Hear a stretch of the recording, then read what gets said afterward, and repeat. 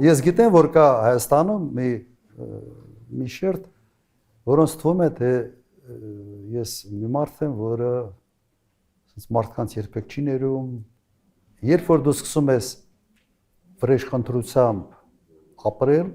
սա նշանակում է, որ դու առաջ չես նայում։ Վրեժխնդրությունը միշտ կապված է հետ նայելու հետ։ Դու չես կարող վրեժխնդրություն ապագայի հետ չի բռնում իրար, ուրեմն դու անընդհատ պետք է հետ նայես։ Եթե հետ ես նայում, դու առաջ չես տեսնում։ Կան հարցը ներել չներելու մեջ չի, հարցը նա է, որ դու չպետք է քո էներգիան ուղղես միայն դրան։ Այդ Գրաֆ Մոնտե Կրիստոն լավ ֆիլմ է։ Իսկապես նայվում է այդ ֆիլմը։ Բայց եթե դու ֆիքսված ես դրա վրա, դու խնդրեմ ունես։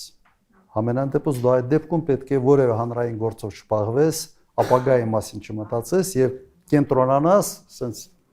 անցյալում քեզ վատություն արած կամ քեզ դավաճանած մարդկանց հետ հաշիվներ մաքրելու վրա։ Սա լավ բան չի, հատկապես երկրի առաջի դեմքի համար։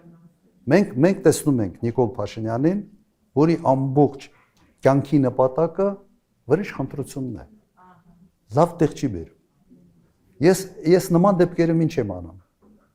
Ուղղակի ֆայլերից այդ մարդուն ջնջում եմ։ Ներել, չներելու արդեն հարց չի։ Ուղղակի քո ֆայլերից հանում ես, ասում ես, եղել է այս մարդը, օքեյ, թող իր կյանքով գործ չունեմ այդ մարդու հետ, մենք տարբեր ճանապարհներով ենք գնում։ Բայց ես չեմ ուզում, որ դա այդ ինքը բան է, որ դու սկսում ես դրանով ապրել, ինքը քեզ ուղղակի այդ վրեժխնդրության